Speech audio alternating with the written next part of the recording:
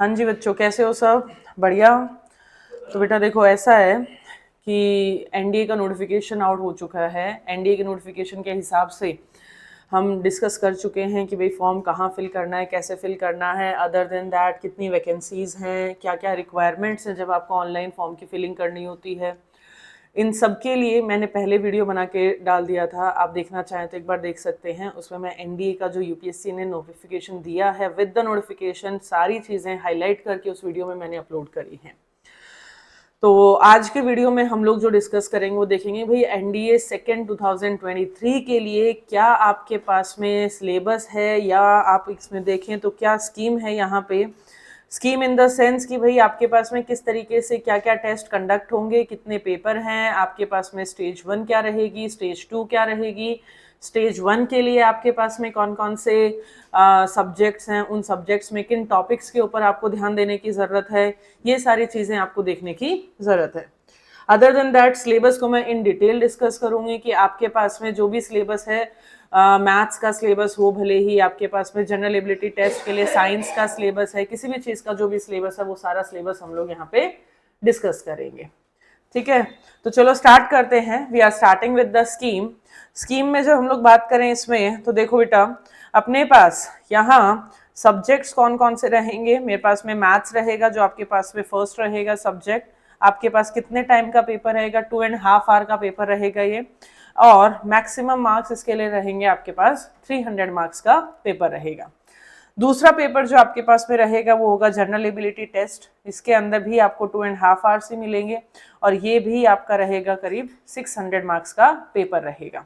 दोनों पेपर मिला के आपके 900 नंबर के रहेंगे। ये आपके पास में हो जाएगा भाई, ये आपको फर्स्ट क्लियर करना है। इसमें जिसने क्लियर कर दिया that person will be going for the SSB test and interview, और वो रहेगा आपका 900 मार्क्स का। तो इन टोटल आपके पास में कितने मार्क्स का हो जाएगा बेटा? 1800 नंबर का आपके पास में पूरा टेस्ट रहेगा। और इसमें जो भी आप एग्जाम देंगे, जो आपका 3 सितंबर को एग्जाम है, एनडीए ने यहाँ पे आपको डेट इशू कर दिया है। लास्ट डेट जो है आपका फॉर्म फिलिंग का 6 जून है। आपको ज्यादा लेट नहीं करना चाहिए। अगर आपको आसपास के सेंटर्स की रिक्वायरमेंट है कि भाई आप ज्यादा दूर ट्रैवल नहीं कर सकते हैं, तो जल्दी फॉर्म फिल कर दो उसके अंदर। Otherwise first come first serve वाला सिस्टम रहेगा। जो पहले फॉर्म फिल करेगा उसको पहले, जो भी आसपास का सेंटर प्रायोरिटी वाइज जो फिल करेगा उसको वही सेंटर मिलेगा। आप जितना लेट कर फॉर्म फिलिंग में करेंगे, आपको उतना दूर का सेंटर, आपकी प्रायोरिटीज फिल होती जाएंगी, आपको दूर का सेंटर मिलेगा। Other than that, last date पे अगर आप फॉर्म फिलिंग करने की कोशिश करते हैं तो हो सकता है कि आप लोग इतना ज़्यादा उसके अंदर पजल हो जाए कि कोई चीज़ है कोई नहीं है, आप फॉर्म फिल नहीं कर पाएंगे।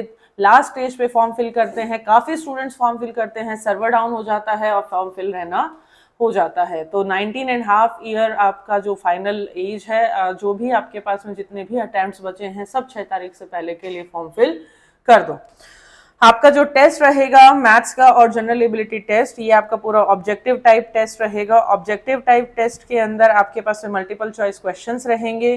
टेस्ट जो रहेगा वो बायलैंग्वेज रहेगा। बायलैंग्वेज का मतलब होता है आपको हिंदी और इंग्लिश दोनों के अंदर मिलेगा आपको क्वेश्चन, आपको वो अटेम्प्ट करने हैं। किसी भी टाइप का कोई कैलकुलेटर, मैथमेटिकल टूल या लॉग टेबल की आपको हेल्प जो है वो प्रोवाइड नहीं की जाती है। ठीक है, चलो नेक्स्ट हम लोग देखते हैं कि भाई हमारे पास में क्या सिलेबस है।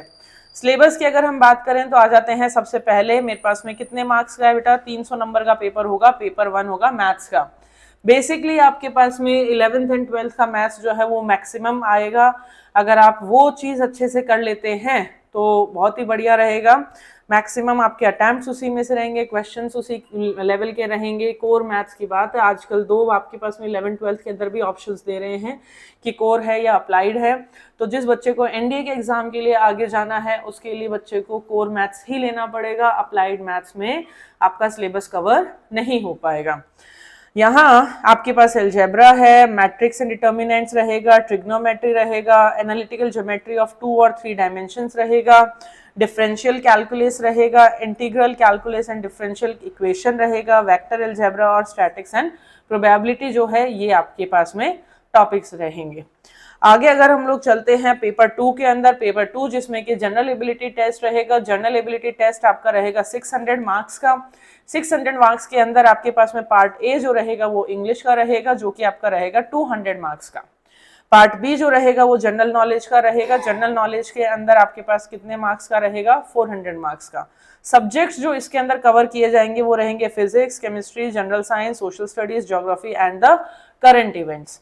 इंग्लिश के अंदर जो आपके टॉपिक्स कवर किए जाएंगे उसमें आपके पास में रहेगा बेटा grammar and usage, vocabulary. Daily के डेली आप अभी से अगर चालू हो जाएं तो डेली आपको कम से कम भी 15 से 20 नए वर्ड्स सीखिए, उनको सेंटेंस में यूज करना सीखिए, अपनी वोकैबुलरी को इंक्रीज करिए, so that by the time of exam आपकी वोकैबुलरी अच्छे से प्रिपेयर हो जाए। अदर देन दैट कॉम्प्रीहेंशन आएगा, cohesion in the extended text आएगा, to test that the candidate is proficiency in the English. तो this is very important one of the exam, जो कि आपके 200 मार्क्स का रहेगा इंग्लिश का। फिर अगर हम लोग बात करेंगे फिजिक्स की, तो फिजिक्स का जो वेटेज है आउट ऑफ 400 में से 25% वेटेज जो रहेगा वो आपका फिजिक्स का रहेगा।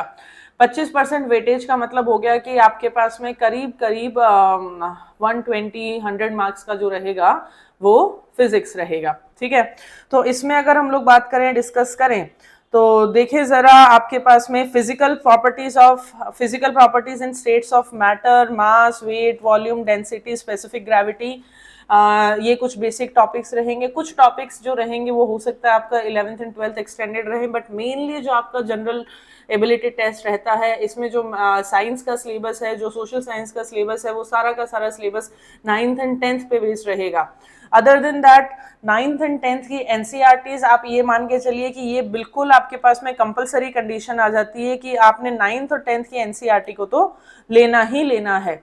9th एंड 10th की एनसीईआरटी अगर आपके पास में नहीं है तो आप उसको डाउनलोड कर लीजिए, और अगर डाउनलोड नहीं किया हुआ है तो आपके लिए बेटर रहेगा, हो सकता है कोई छोटे भाई बहन हो अभी 9th या 10th स्टैंडर्ड में, उनसे आप बोरो कर सकते हैं, या फिर 9th एंड एनसीईआरटी के जो बुक्स है they are not much costly ones, आप उनको आराम से you can buy them, and NCERT से ही जितने भी क्वेश्चंस हो सकते हैं, मल्टीपल चॉइस क्वेश्चंस वहीं से बिल्डअप होंगे। आप चाहे फिजिक्स की बात करो, केमिस्ट्री की बात करो, या फिर बायो की बात करो। जब हम लोग मैथ्स की बात कर रहे थे तो मैथ्स की कैटेगरी में जो आपको बुक पे जाना है वो आपको आर.डी. शर्मा बुक, आप जितने अच्छे से कर सकते हैं उतने अच्छे से करिएगा। ये जो बुक रहेगी आपको ये रेफरेंस के लिए लेनी पड़ेगी। एनसीईआरटी ऑब्वियसली हमें करनी है, एनसीईआरटी हमें किसी केस में किसी भी सब्जेक्ट के लिए ड्रॉप नहीं करनी है। एनसीईआरटी के अलावा for that you can go for the R D. Sharma. Practice के लिए you can go for the previous year questions, जो कि आपको वेबसाइट पे भी मिल जाएंगे। Other than that if you want to go for any of the like कि प्रीवियस ईयर क्वेश्चंस मिल जाए, प्रैक्टिस के लिए क्वेश्चंस मिल जाए, शॉर्ट नोट्स मिल जाए, तो you can go for the pathfinder, Arihant publication से आपको मिलती है। पाथफाइंडर यूज करके भी आप उसके अंदर प्रैक्टिस कर सकते हैं। नेक्स्ट इज फिजिक्स की हम बात करें तो एनसीईआरटी सुपर इंपॉर्टेंट है। 9th एंड 10th स्टैंडर्ड की जितनी बार अच्छे से रीडिंग लगा सकते हो लगाओ, जितना शॉर्ट में फ्लो चार्ट्स बना सकते हो बनाओ, जो इंपॉर्टेंट की पॉइंट्स मिल सकते हैं चैप्टर के अंदर करना पड़ेगा, एनसीईआरटी की रीडिंग लगानी पड़ेगी।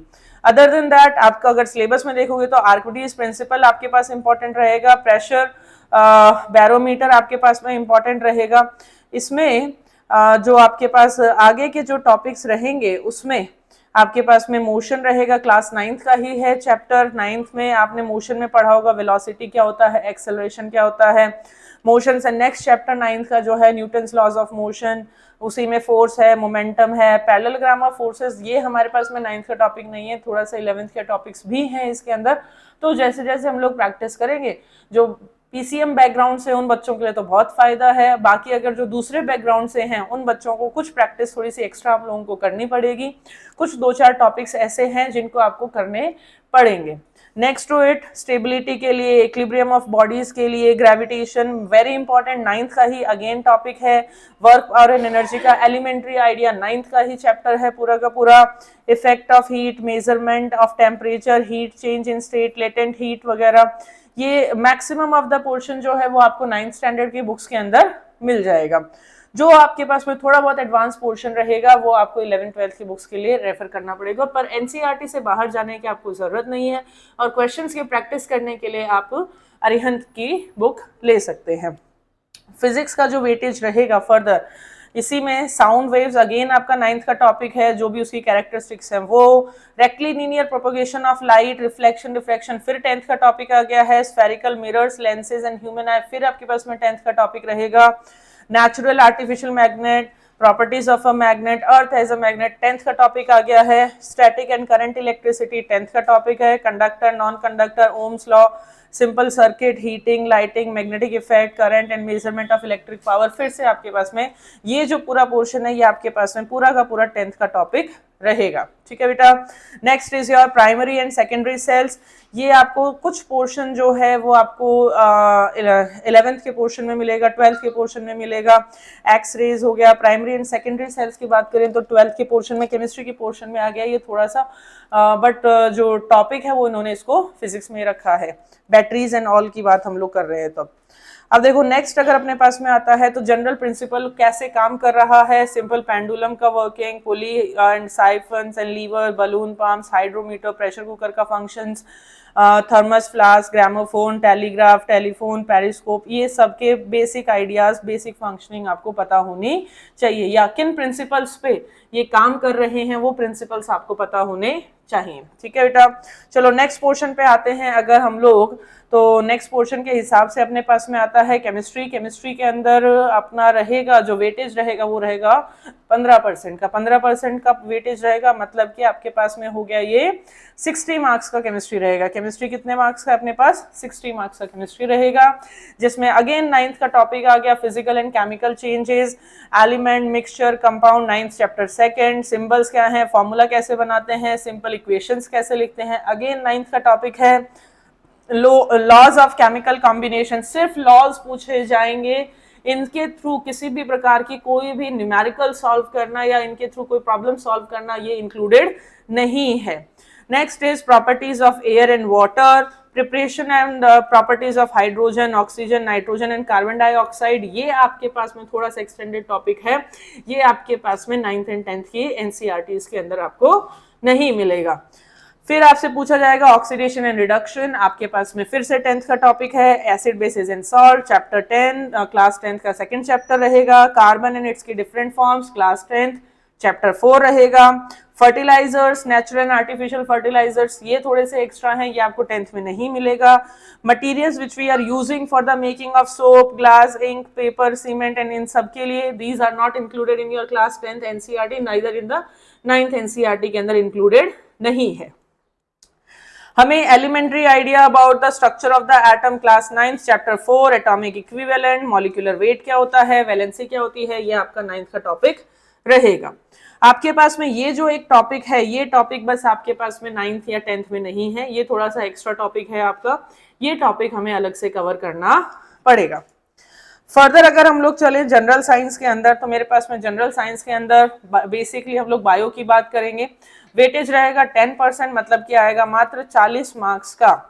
40 मार्क्स में अगर हम बात करें, they will ask you difference between the living and non living thing, basis of life, cell क्या है, प्रोटोप्लाज्म क्या होता है, टिश्यूज क्या होते हैं, कैसे फंक्शन करते हैं, 9th का टॉपिक है complete chapter. Growth and reproduction in plants and animals, chapter 10 हो गया, क्लास 10 हो गया आपके पास में। ये elementary knowledge of human body and its important organs, ये फिर से आपके पास में क्लास 10 का चैप्टर नंबर 6 हो गया है, लाइफ प्रोसेसेस वहां से।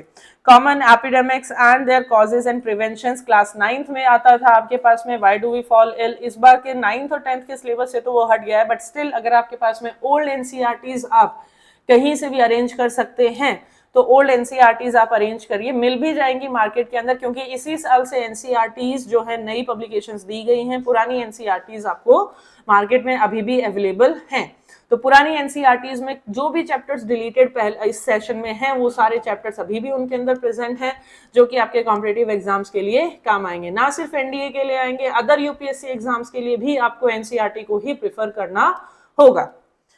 Next is your food, source of energy for a man, then constituents of food, एक बैलेंस डाइट क्या होती है, 9th के टॉपिक्स में से हम चल रहे हैं। सोलर सिस्टम, मेटेओर्स क्या है, कॉमेट्स क्या है, एक्लिप्स क्या है, ये क्लास 8 का थोड़ा सा टॉपिक आ गया है, ये 9th के अंदर इंक्लूडेड नहीं है।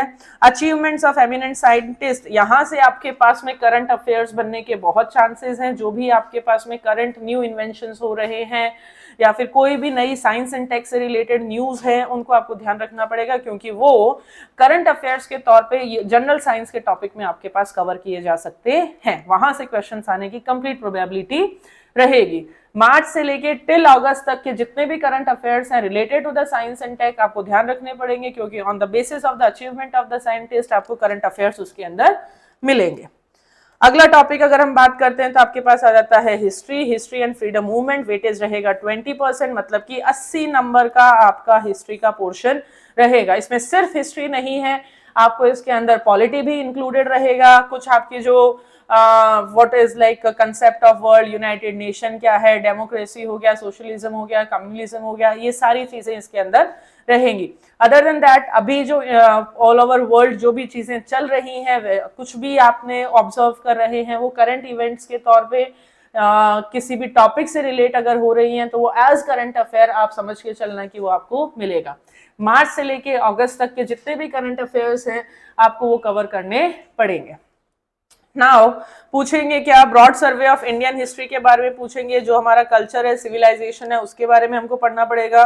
जो भी फ्रीडम मूवमेंट है इंडिया की वो हमें देखनी पड़ेगी। हमारा कॉन्स्टिट्यूशन, हमारे एडमिनिस्ट्रेशन के बारे में हमें पढ़ना पड़ेगा। Then we need to know about the 5 year plans of India, जैसे कि पंचायती राज हो गया, कोऑपरेटिव एंड कम्युनिटी डेवलपमेंट्स हो गया, भूदान हो गया, सर्वोदय हो गया, national integration and welfare state के बारे में आपको पता होना चाहिए। What are the basic teachings of the Mahatma Gandhi, you have to know about it. Then we should know कि what are the force which are creating any changes in the modern world, सारी चीजें हमें पता होनी चाहिए। War of American independence, again one important topic. French revolution, class 9th and 10th की NCERT आपको उठानी ही पड़ेगी। इंडस्ट्रियल रिवॉल्यूशन रहेगा, रशियन रिवॉल्यूशन है। Impact of science and technology on the society, concept of one world, what is that. Other than that United Nation, Panchsheel, democracy, आपके पास socialism, role of India in the present world. These are the very important topics as we know that India is playing a very crucial role nowadays with lot of things, interacting with all of the nations. There will be definitely some of the questions related to the role of India in the present world. So जो भी current affairs चल रहे हैं, जो current meetings चल रही हैं, जो भी summits चल रही हैं, आपको ध्यान में देनी पड़ेंगी वो सारी। नेक्स्ट है आपके पास में जो रहेगा सेक्शन ई, ज्योग्राफी का रहेगा। Very important topic, very important in the case, क्योंकि पिछले वाले में 80 मार्क्स के अंदर आपका इंक्लूड हो गया था, पॉलिटी इंक्लूड हो चुका है, अदर देन दैट आपका हिस्ट्री इंक्लूड हो चुका है। बट यहाँ पे कंप्लीट 80 मार्क्स में आप ऑब्जर्व कर रहे हैं कि आपका सिर्फ और सिर्फ ज्योग्राफी इंक्लूड हो रहा है। 20% इसका वेटेज है। 6th क्लास से लेके आपके पास में 10th क्लास तक की ज्योग्राफी, और कुछ पोर्शन हो सकते हैं आपको 11th 12th की से लेना पड़े। ठीक है, तो जो मेन टॉपिक्स है वो सारे आपके 6 to 10th एनसीईआरटी के अंदर आपको सब कुछ मिल जाएंगे। What is earth, its shape, how it is formed, उसका लैटिट्यूड, लॉन्गिट्यूड, क्या कंसेप्ट है हमारे टाइम का, किस तरीके से टाइम जोन्स डिवाइडेड है, इंटरनेशनल डेट लाइन क्या है, अर्थ कैसे मूव कर रही है, इसकी मूवमेंट के कारण क्या क्या इफेक्ट्स है, origin of earth which you will get in the 11th and 12th geography की बुक में मिलेगा, प्रॉपर तरीके से जो मिलेगा। तो रॉक्स एंड देयर क्लासिफिकेशन, जो उनकी weathering, mechanical and chemical and earthquake and volcanoes, ये आपको मेनली जो ज्योग्राफी की बुक्स है टिल 10th स्टैंडर्ड उसके अंदर आपको मिल जाएंगे। Next is your ocean currents क्या होती हैं, टाइड्स, एटमॉस्फेयर एंड उसकी कॉम्पोजिशन क्या है, टेम्परेचर एंड एटमॉस्फेरिक प्रेशर क्या है, उससे इफेक्ट क्या है, साइक्लोन्स, एंटी साइक्लोन्स, ह्यूमिडिटी का condensation, precipitation, all these things, types of climates क्या हो सकते हैं, जो मेजर नेचुरल रीजंस हैं वर्ल्ड के अंदर, all these regions, regional geography of India which you have to study, basically climate conditions क्या हैं और natural vegetations कौन से हैं। Mineral power resources class 10th NCERT से मिल जाएगा। Location and distribution of agriculture industrial class 10th NCERT से मिल जाएगा। नेक्स्ट टू इट अगर आप ऑब्जर्व करेंगे इसमें तो आपके पास में इंपॉर्टेंट सी पोर्ट्स कौन से हैं, क्लास 10th एनसीईआरटी में मिल जाएगा। Main sea, land and air routes of India 10th NCERT में। Main items, export and import and export of India, तो आपके पास मैक्सिमम जो कंटेंट है वो 9th और 10th की ज्योग्राफी की बुक के अंदर आपको मिल जाएगा। और प्रेफरेबली अगर आप मेरे से पूछें तो आप लोगों को एनसीईआरटी फॉलो करनी पड़ेगी, चाहे कोई भी आप सेंट्रल लेवल एग्जाम पे जाएं, एनसीईआरटी से ही बेसिक क्वेश्चंस आपके पास आएंगे। सो एनसीईआरटी आपका इनिशियल बिल्डिंग ब्लॉक है। Before starting any of the other book आपको स्टार्ट करना पड़ेगा एनसीईआरटी से ही, उसी के शॉर्ट नोट्स बनाने पड़ेंगे। और इवन ऐसा होता है कि सर्टेन टाइम्स तो एनसीईआरटी के चैप्टर की बैक एक्सरसाइज से डायरेक्ट क्वेश्चंस मिल जाते हैं। इवन इन द यूपीएससी आपके सिविल सर्विसेज एग्जाम के अंदर तक बैक एक्सरसाइज से ज्योग्राफी के क्वेश्चंस डायरेक्टली आ जाते हैं, मैप क्वेश्चंस और ये सारी चीजें। लास्ट अपने पास में जो टॉपिक रहता है section F, that is your current events. Current events में बात करें तो there will be the weightage of 10%, that means कि 40 मार्क्स के करंट इवेंट्स आएंगे। इंडिया में जितने भी इंपॉर्टेंट इवेंट्स हो रहे हैं, इंटरनेशनल इंपॉर्टेंट इवेंट्स जो भी हैं, वो सारी चीजें आपको ध्यान रखनी पड़ेंगी। Once you have cleared this exam, then we will be going for the intelligence and personality test.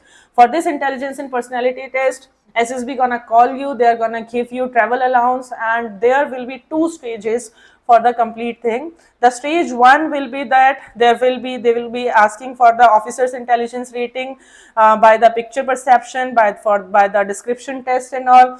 Stage 2 जो comprise करेगा उसमें आपका interview रहेगा, ग्रुप टेस्टिंग रहेगा, साइकोलॉजी टेस्ट रहेगा कॉन्फ्रेंस में, और ये जो टेस्ट है ये आपके चलेंगे 4 दिन तक। इन टेस्ट के बारे में अगर आपको फर्दर डिटेल्ड इंफॉर्मेशन की अगर रिक्वायरमेंट है, you can go to the following website पे आपको सारे टेस्ट की डिटेल इंफॉर्मेशन मिल जाएगी।